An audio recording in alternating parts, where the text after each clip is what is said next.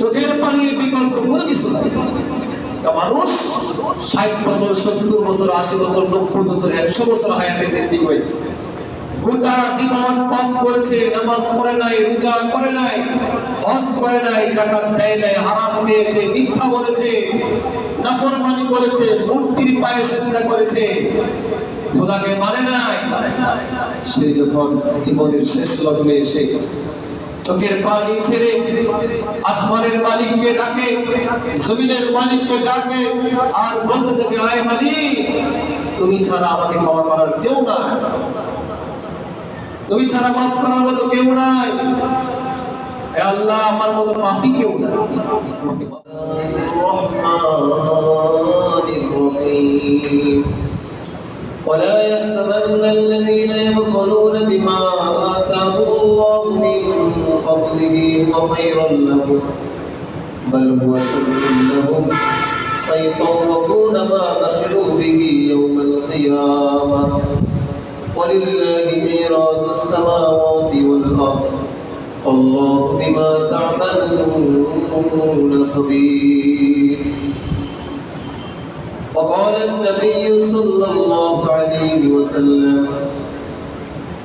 بني الإسلام على 5 شهادة أن لا إله إلا الله وأن محمدا عبده ورسوله وإقام الصلاة وإيتاء الزكاة والحج وصوم رمضان أو كما قال عليه الصلاة والسلام إن الله وملائكته يصلون على النبي يا أيها الذين آمنوا صلوا عليه وسلموا تسليما اللهم صل على محمد وعلى آل محمد كما صليت على إبراهيم وعلى آل إبراهيم إنك حميد مجيد بلغ العلا بكماله كشف الدجى بجماله حسنت جميع خصاله صلوا عليه وآله. আলহামদুলিল্লাহ, প্রথমে সেই মহান রব্বুল আলামিনের দরবারে লক্ষ কোটি শুকরিয়া আদায় করি যে মহান রব্বুল আলামিন আপনাকে, আমাকে, আমাদের সবাইকে আদর করে, সোহাগ করে, মায়া করে, মোহাম্মত করে, ভালোবেসে রহমতি বরকতি জান্নাতের টুকরা বাগানে আল্লাহর ঘর মসজিদে সপ্তাহের মধ্যে সবচাইতে গুরুত্বপূর্ণ দিন, বরকতময় দিন, ফজিলতপূর্ণ দিন জুমার দিনে আমাকে, আপনাকে আসার, বসার, কিছু কথা বলার, শোনার তৌফিক দান করেছেন। এই জন্য হৃদয়ের গভীর থেকে বিশ্ব প্রতিপালকের মহান দরবারে হৃদয় উজাড় করে শুকরিয়া আদায় করি, বলে আলহামদুলিল্লাহ। মাহে রমজানের আজকে 20তম দিন। আজকে দিনটা হচ্ছে মাগফিরাতের শেষ দিন। মাগফিরাত শব্দের শাব্দিক অর্থ হচ্ছে ক্ষমা, অর্থাৎ মাহে রমজানে আল্লাহ রব্বুল আলামিন সবাইকে ক্ষমা করে দিবেন, কিন্তু ক্ষমাটা চাইতে হবে, ক্ষমাটা চাইতে হবে।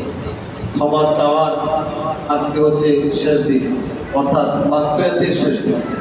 হুজুর, তাহলে কি বাকি 10 দিন ক্ষমা চাইতে পারবো না? জি, পারবেন, কিন্তু রমজানকে 3 ভাগ করা হয়েছে।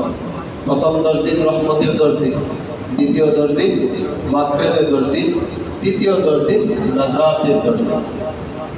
অর্থাৎ প্রথম 10 দিন আল্লাহর কাছে রহমত চাইতে হবে, হায় রব্বে কারীম আমাদেরকে রহম করুন। রহম করুন শব্দের শাব্দিক অর্থ হচ্ছে, এখন আমরা রমজান মাস পাইছি, নামাজ পড়ি, রোজা করি, মন্দ কাজ করি না। রমজান চলে গেলে যেন আমরা প্রশ্ন না হই। মৃত্যু পর্যন্ত আপনি আমাদেরকে আপনার রহমতের চাদর দিয়ে আমাদেরকে ঢেকে রাখুন, এবং আমরা যেন মৃত্যু পর্যন্ত আপনার হুকুম মতো চলতে পারি, সেই তৌফিক দান করুন। আমিন। এটা হচ্ছে রহমত এর অর্থ। এই জন্য রহমতের একটা দিন নির্ধারণ করা হয়েছে। যখন আমরা রহমত পায়ে গেলাম, আল্লাহ পাক রব্বুল আলামিন আমাদেরকে এখন থেকে মৃত্যু পর্যন্ত রহমতের চাদর দিয়ে ঢেকে রাখবেন, যেন আমরা পাপ করতে না পারি। এটা আমরা আল্লাহর কাছ থেকে কান্নাকাটি করে অর্জন করব। কিন্তু কথা হলো, যেই পাপ অতীতে করেছি সেগুলা কি হবে? সেই জন্য দ্বিতীয় 10 দিন দেওয়া হয়েছে, মাগফিরাতের 10 দিন। হে বান্দা, তুমি তো আমার কাছে কান্নাকাটি করছো, আমি যেন অতীত সামনে আর গুনাহ না করি, আমাকে রহমতের চাদর দিয়ে ঢেকে রাখে। আল্লাহ বলে, রাখলাম, তোর আমি ঢেকে রাখলাম, কিন্তু অতীতে যে পাপগুলো করছো সেগুলো কি হবে? আল্লাহ বলে, মাগফিরাতের 10 দিন দিলাম, ক্ষমা চা, চোখের পানি ছাড়ো, কান্নাকাটি করো, রোজা রাখো, ইফতারের সময় কান্নাকাটি করো, ফরজ নামাজের পর কান্নাকাটি করো, তারাবির পর কান্নাকাটি করো, গভীর রাতে উঠে তাহাজ্জুদে কান্নাকাটি করো, ফজরের সময় কান্নাকাটি করো, রোজা রেখে কান্নাকাটি করো। বলে এই মাগফিরাতের 10 দিন কান্নার কিসের দিন?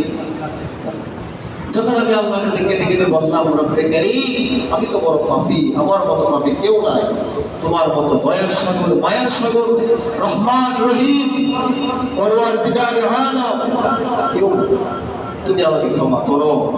আল্লাহ পাক রব্বুল আলামিন এই কথাটা বলার জন্য মাগফিরাতের 10 দিন দিলেন।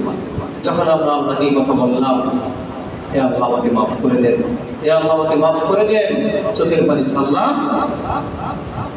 তারপরে আল্লাহ রাব্বুল আলামিন বলেন, লাস্টের 10 দিন নাজাতের 10 দিন, ক্ষমার 10 দিন।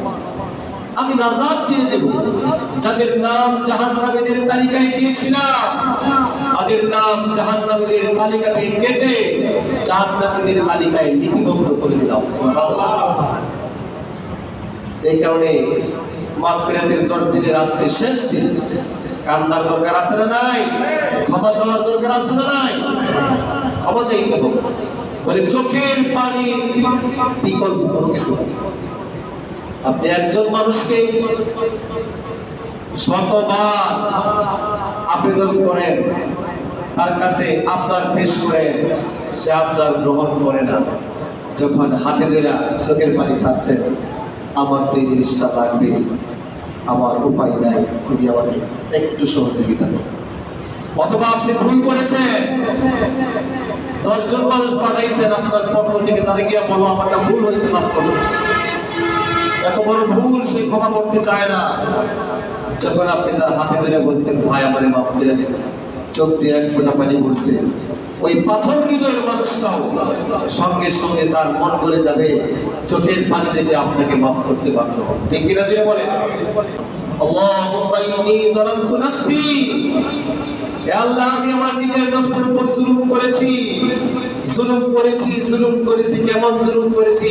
জুলমান কাসীরা, আমি অনেক বেশি পাপ করেছি, এত বেশি পাপ করেছি, আমার পাপের কোনো সীমানা হয় না, আমার পাপের কোনো ওজন হয় না। আমার পাপের ওজন যদি হতো, ওই পাহাড়টা আমার পাপের ভারে দোষে যেত। যদি আমার পাপের কালো দাগ হতো, তাহলে আমার পাপের কালো দাগে সমস্ত শরীর কালো হয়ে যেত। যদি আমার পাপের দুর্গন্ধ হইতো, তাহলে মানব সমাজে আমার পাপের দুর্গন্ধের কারণে থাকতে দিত না। আয় রব্বে কারীম, যুলমান কাসীরা, আমি অনেক বড় পাপী, লা ইয়াগফিরু যুনুবা, আমার পাপ ক্ষমা করার মতো না, ক্ষমার অযোগ্য পাপ করেছি আমি, আমার পাপ ক্ষমার অযোগ্য, ক্ষমা করার কেউ নাই ইল্লা আল্লাহ। তবে আপনি আমার পাপ ক্ষমা করতে পারেন।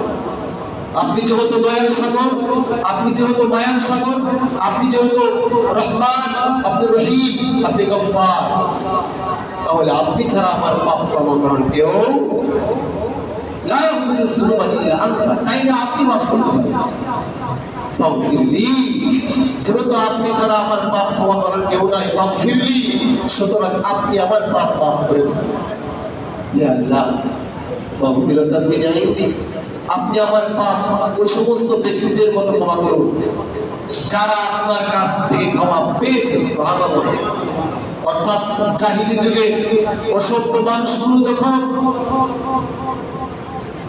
সবচাইতে খারাপ পাপে লিপ্ত ছিল, ওই মানুষগুলো ঈমান আনার পরে আপনার কাছে ক্ষমা চাওয়ার পরে তাদের জীবনের সমস্ত গুনাহ আপনি মাফ করে দিয়েছেন এবং তাদেরকে পৃথিবীর ইতিহাসে সবচাইতে সম্মানিত মর্যাদাপূর্ণ মানুষ বানিয়েছেন। মাগফিরাতান মিন ইনদিক, হে আল্লাহ আপনি আমাকে তাদের মতো করে ক্ষমা করে দিন। সুবহানাল্লাহ বলেন। ওরহামনি, আপনি আমার উপর রহম করুন, আমি যেন পথভ্রষ্ট না হই। ওরহামনি ইন্নাকা আনতাল গফুরুর রহিম, আর আপনি ছাড়া আমার উপর রহম করার মতো, আমাকে ক্ষমা করার মতো কেউ, এটা আল্লাহ শিখিয়ে দিয়েছেন। এইভাবে আল্লাহকে বলতে হবে, রাজি আছি তো ইনশাআল্লাহ, রাজি আছি তো ইনশাআল্লাহ। মাগফিরাতের 10 দিন যখন বান্দা ক্ষমা চায়, আল্লাহ রাব্বুল আলামিন এই 10 দিনে ক্ষমা করে দিবেন। নাজাতের 10 দিন যেই বান্দা ক্ষমা চাইলো, তার নামটা জাহান্নামীদের খাতায় ছিল, তাকে এখন তার নামটা জাহান্নামীদের খাতা থেকে কেটে জান্নাতীদের খাতার মধ্যে লিখে দিন। সুবহানাল্লাহ বলেন। নিজের নামটা জাহান্নামীদের লিস্ট থেকে কেটে জান্নাতীদের লিস্টে উঠানোর দরকার আছে না নাই করে বলে, রাজি আছি তো ইনশাআল্লাহ। আল্লাহ রাব্বুল আলামিন আমাদের সবাইকে কবুল করেন, সকলে বলি আমিন।